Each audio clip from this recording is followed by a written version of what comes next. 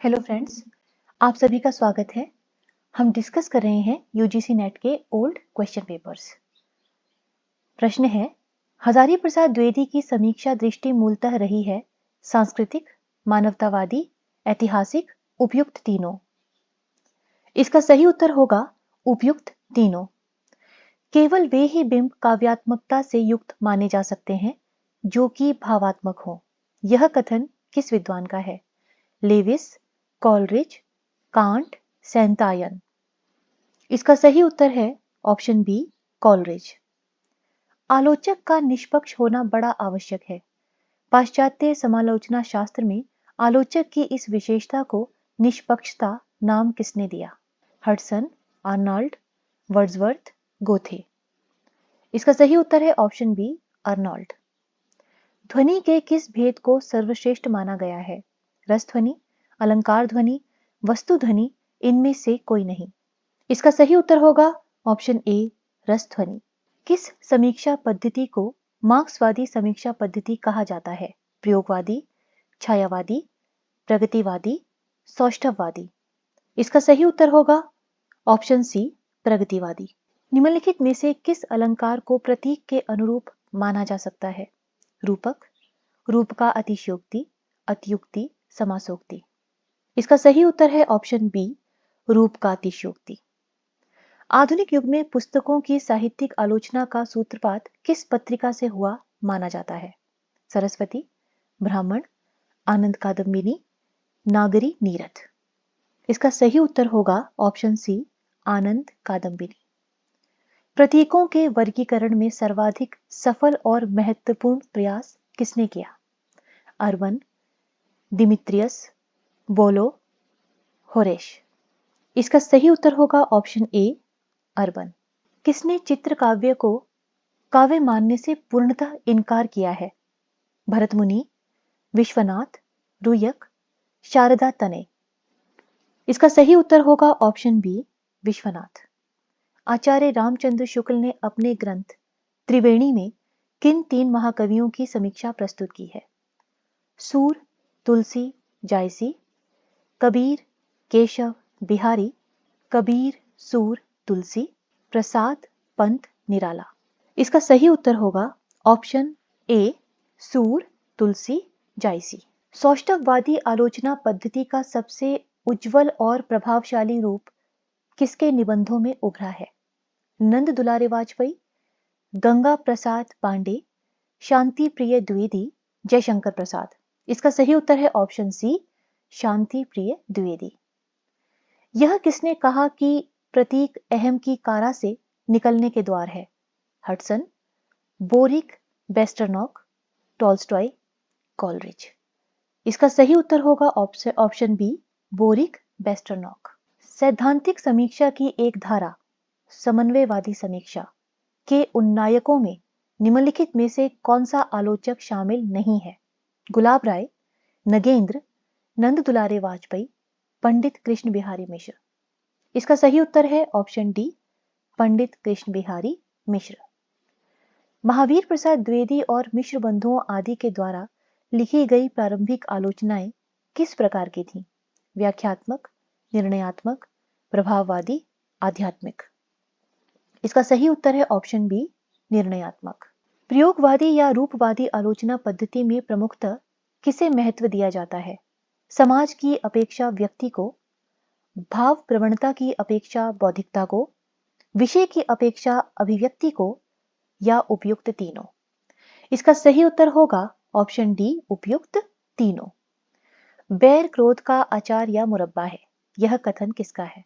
भारतेंदु हरिश्चंद्र, रामचंद्र शुक्ल, प्रताप नारायण मिश्र, बाल मुकुंद गुप्त। सही उत्तर है ऑप्शन बी, रामचंद्र शुक्ल। रस का सर्वप्रथम विस्तृत शास्त्रीय विवेचन किसने किया? भट्टलोलट, भरत मुनि, शंकुक, राजशेखर। इसका सही उत्तर होगा ऑप्शन बी, भरत मुनि। आचार्य भरत मुनि ने किस रस सिद्धांत का प्रतिपादन किया? विभावानुभाव दिभिरुचितो रसः, तन्मयत्वं रसः, विभावानुभाव व्यभिचारी संयोगात रस निष्पत्ति, न प्रतीयते नोत्यपद्यते नाभित्यंज्यते काव्य रसः।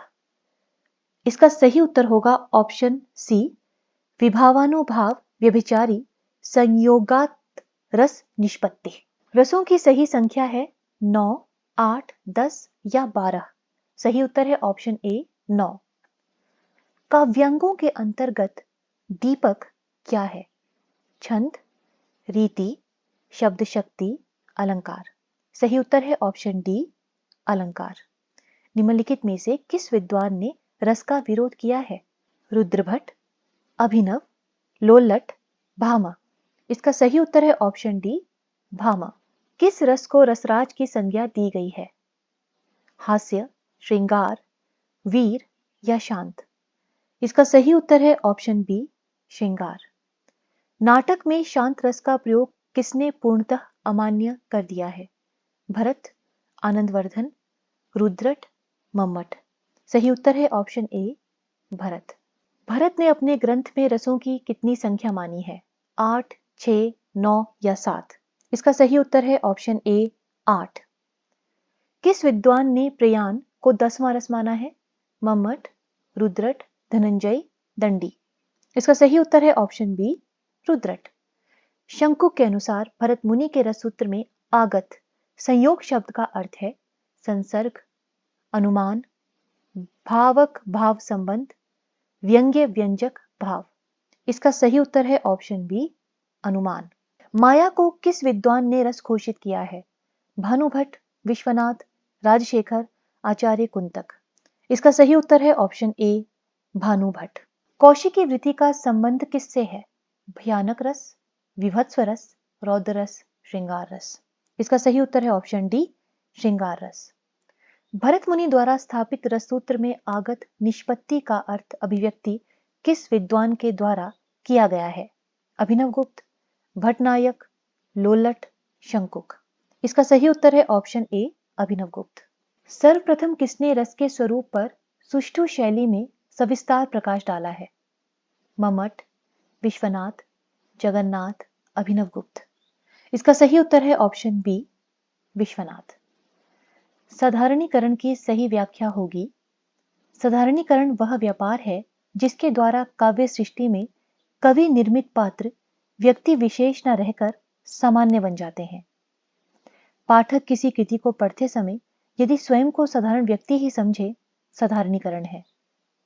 जब पाठक या श्रोता किसी असाधारण व्यक्तित्व की परीक्षा साधारण व्यक्ति को लेकर करता है, तब उसे साधारणीकरण कहते हैं।